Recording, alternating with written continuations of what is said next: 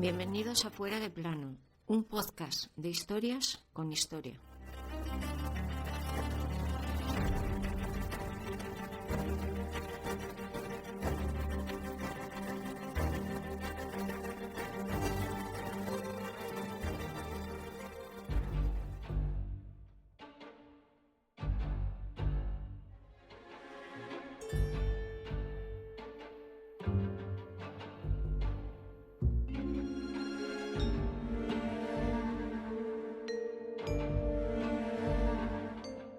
Nuestra protagonista de hoy ha pasado a la historia como el icono por antonomasia de mujer fatal, espía, cortesana, femme fatal, ramera, pero su historia fue muchísimo más que eso. Aquel 15 de octubre de 1917, Margareta Gertrude Zell era ejecutada. Ese día murió Mata Hari y comenzó su leyenda. Hoy te contamos su novio, su verdadera historia.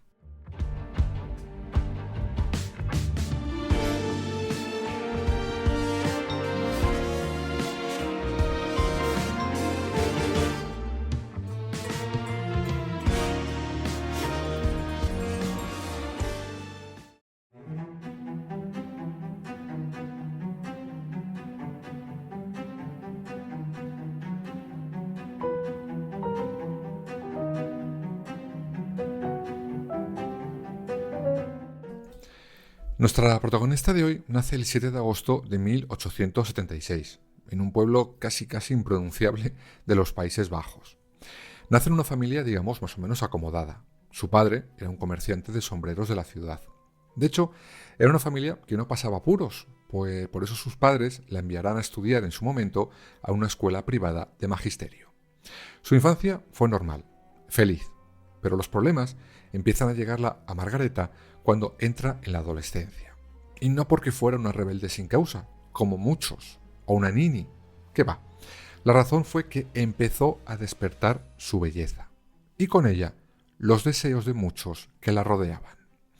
Tanto es así que, por ejemplo, cuentan que el director de aquella escuela se encandila de la belleza de nuestra protagonista de hoy. Lo cierto es que los autores no se ponen de acuerdo en si ella cedió a las insinuaciones de aquel hombre o fue un claro caso de acoso sexual en la escuela. Sea lo que fuera que pasara, el caso es que su padrino decide sacarla inmediatamente de aquella escuela. Será en ese momento cuando la vida de Margareta dé un cambio, un infernal cambio.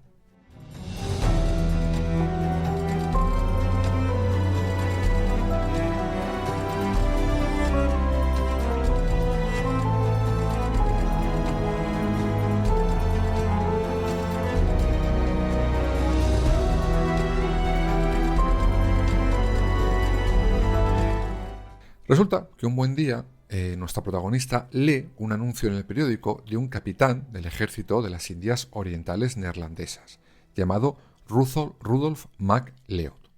Ella tenía 18 años y no había podido acabar sus estudios por el incidente con ese director. Él tenía solo 20 años más que ella, pero aún así decide responder al anuncio por el que este señor buscaba esposa. Parece, de todas formas, que ese anuncio fue una broma de los amigos del capitán. Aún así, se citan, se conocen y se prometen. Se acaban casando y se van a vivir a la isla de Java. Qué romántico, ¿no? ¿Qué tenía? Tururú.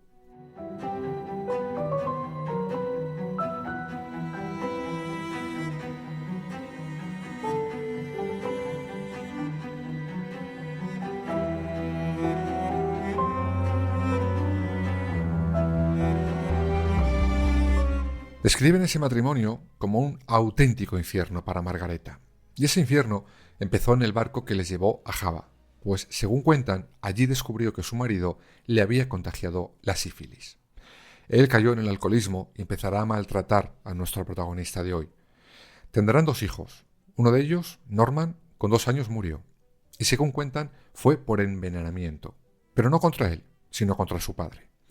Resulta que además de alcohólico y maltratador, tenía muchos enemigos, y según cuentan, un miembro del propio servicio doméstico de la familia envenenó a todos, lo que causó la muerte del pequeño Norman. El matrimonio regresó a Europa en 1902. Poco tiempo después, se acabaría separando.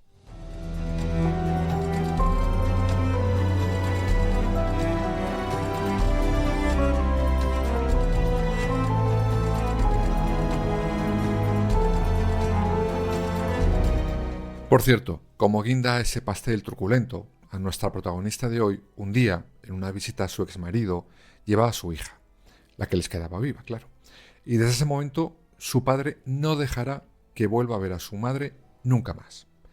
Será desde ese momento cuando se encuentre sola y abandonada en Europa, de vuelta cuando Margareta cambie y se transforme en una persona inventada por ella misma. Había nacido Mata Hari.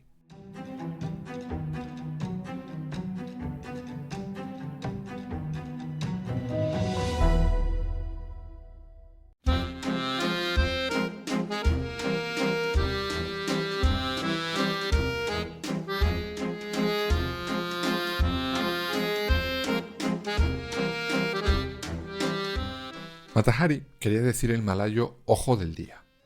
Margareta, gracias a los años que pasó en Java con su familia, aprendió mucho de la cultura.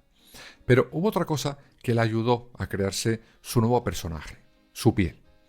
A pesar de ser de los Países Bajos, tenía la piel más morena de lo habitual, lo que, sumado a su gran belleza, hizo que el personaje que se fabricó fuera muchísimo más creíble. Además contó con una ayuda extra. La mayoría del público europeo no tenía ni repajolera idea de dónde se encontraba Java, como para saber que la historia de Mata Hari era una patraña. El caso es que su personaje era el de una princesa de Java que había sido iniciada en las danzas sacras del hinduismo. Y claro, es aquí donde contó con la incultura del público, pues sus bailes se parecían a unas danzas sacras como un huevo a dos castañas. Pero gracias a los vestidos tan atrevidos que llevaba en esas danzas, nadie se paró a pensar que aquello era todo por la simple mentira.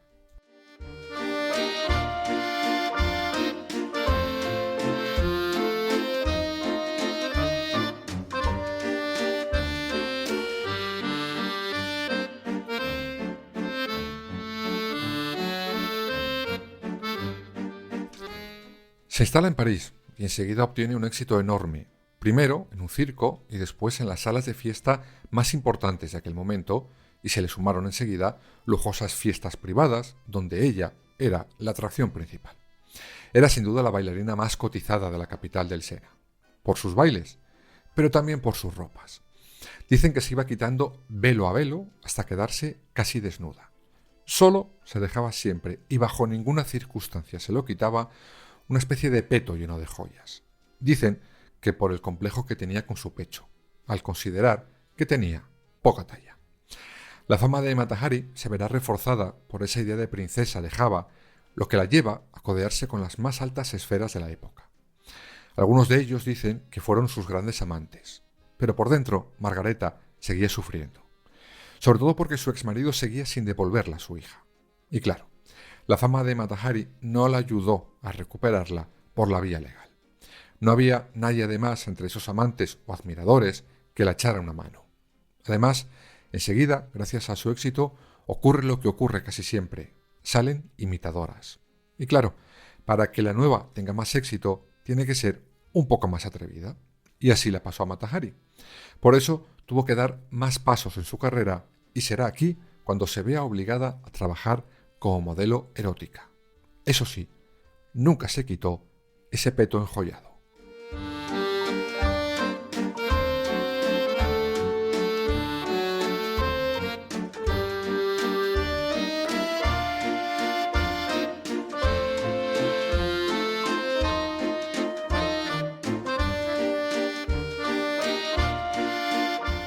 Por si todo esto fuera poco, Margareta, que ya estaba en la década de los 40, verá cómo su fortuna en buena medida, gracias a sus amantes admiradores, mengue.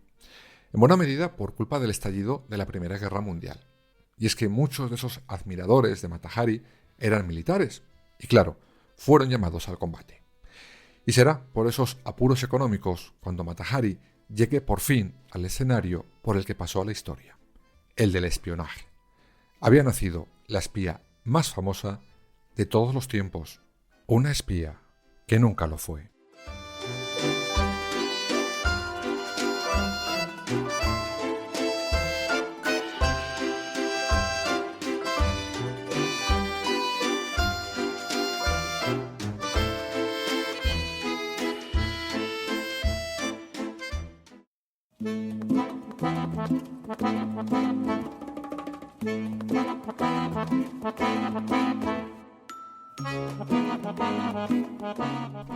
Pero no adelantemos acontecimientos. El caso es que tanto el bando francés como el bando alemán tentaron a Mata Hari para que trabajara para ellos haciendo lo que se conoce como agente doble. Es decir, sería una espía alemana, pero fingiendo ser una espía francesa y viceversa. Vamos, que si sumamos bien, fue la primera agente cuádruple, ¿no? En fin, esto se lo proponen primero por sus dotes de conquista y sobre todo porque era una ciudadana de un país neutral, los Países Bajos. Esto la permitiría moverse por aquella Europa de la Gran Guerra con total tranquilidad. La idea de ambos bandos era la misma, que sedujera a altos cargos del bando contrario y le sacara lo más grande, de información, quiero decir. Pero hubo un detalle que a Mata Hari se le olvidó comentar. Los primeros que la intentan fichar son los alemanes, después los franceses. Pero cuando estos últimos lo hacen, a ella se la pasó decirles que esa oferta ya la tenía del otro bando. Pero claro, al final se enteraron, y esto llevará a que los franceses vigilen muy de cerca a nuestra protagonista de hoy, y a la larga, a su triste final.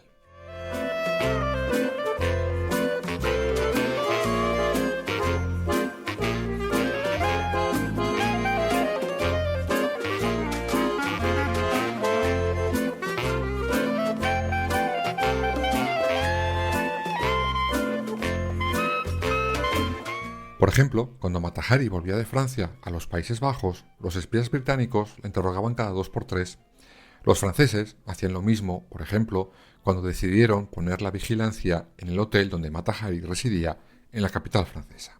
Y claro, Mata Hari no se dio cuenta de que esos franceses la seguían. Estaba acostumbrada a que los hombres lo hicieran. Pero esos hombres no eran fans de ella, ni mucho menos. Eran hombres del servicio de contraespionaje francés que dirigía Georges Ladoux. Y aquí es cuando la historia de Mata Hari se vuelve vertiginosa.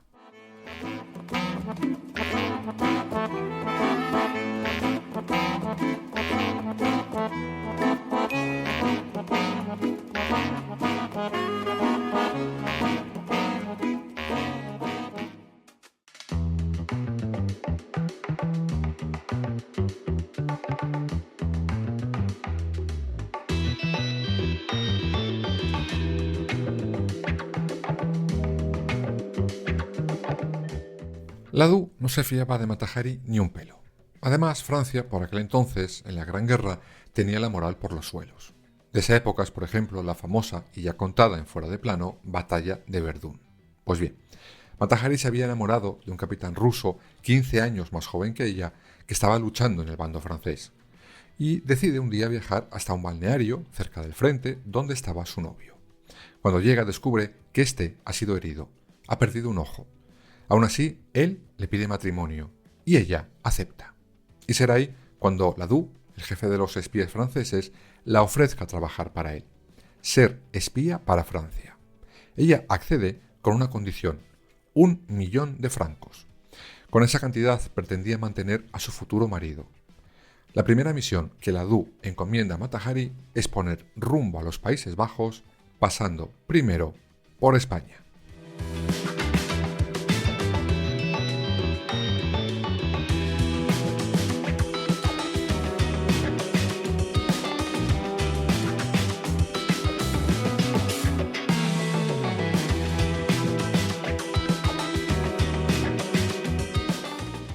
Y eso hace, pero una vez más los agentes ingleses la retienen y la interrogan. Ella no entiende nada, si es que no ha hecho nada. Además, está trabajando para los propios aliados. Por eso, desesperada, porque la pusieran en libertad, acaba confesando a los ingleses que es espía francesa y que su jefe es Ladoux. Los ingleses deciden, evidentemente, llamar al jefe francés. La respuesta de él fue la siguiente: envíen a Mata Hari de vuelta a España ya. Los ingleses, que no eran tontos, entendieron la traición que ese señor le había hecho a ella. Nunca la contrató de verdad. Solo la tendió una trampa para poder demostrar que ella era espía alemana.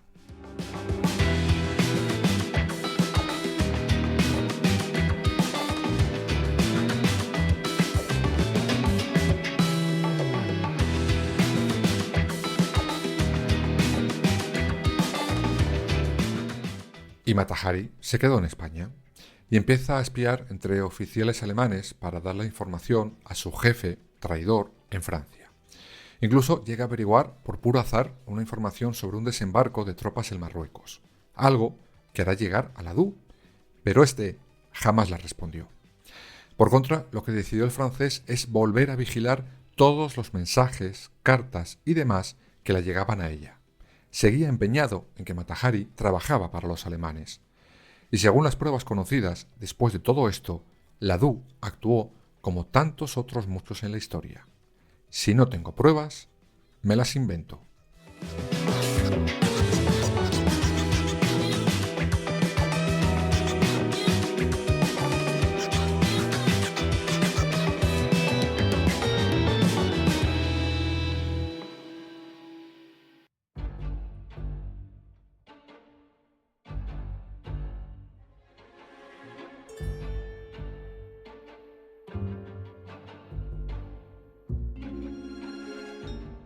El 12 de febrero de 1917, cuando Mata Hari ya estaba en Francia de nuevo, la DOU emite la orden de detención contra ella.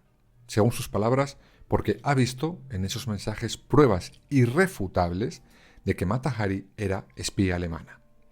Mensajes que solo vio él, nadie más. Qué raro, ¿no? El caso es que la interroga el juez más misógino de París de aquellos años, que la manda a prisión. Y sí, a la peor prisión del París de aquellos tiempos. Además, se le deniega el acceso a cualquier objeto personal, incluida la medicación que tomaba para los efectos de la sífilis que le había pegado su marido. Por eso, Mata Hari caerá gravemente enferma en la cárcel, pero ni aun así le ha dado tratamiento.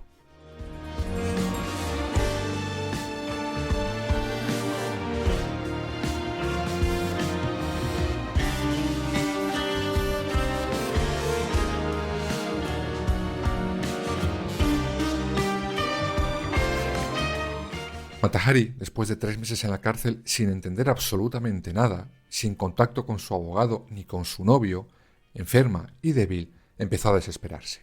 Como para no hacerlo, ¿no? Y llegó el día del juicio, el 24 de julio de 1917. Las pruebas contra ella eran esos supuestos mensajes interceptados por la DOU. Mensajes que a día de hoy se sabe que fueron completamente manipulados. Pero dio igual. El juicio fue una auténtica pantomima. El jurado fueron 7 hombres y todos militares. No hay mucho más que añadir, ¿no? El abogado defensor intentó presentar a Mata Hari como lo que era, una buena persona, bailarina, pero no espía doble. Presentó testigos, pero nada, la sentencia estaba escrita. Mata Hari fue, cómo no, declarada culpable y condenada a morir fusilada.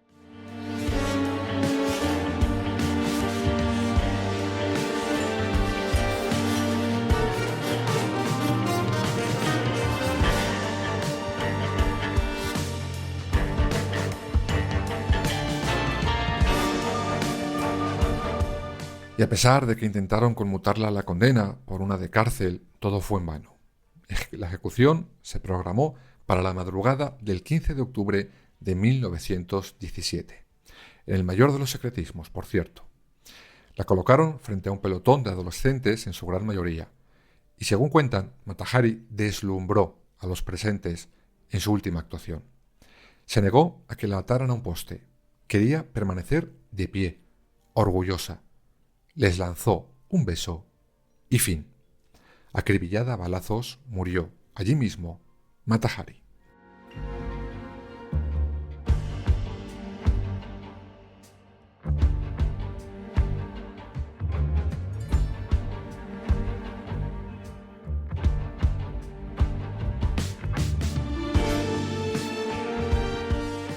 Ramera sí, pero espía jamás. Así se supone que ella misma se defendió en aquel juicio, donde quedó demostrado que nunca reveló secretos importantes, solo cotilleos de amantes. Esta es la verdadera historia de una mujer que pagó con su vida el fracaso de algunos en el arte de la guerra. Esta ha sido la verdadera historia de la mítica Mata Hari.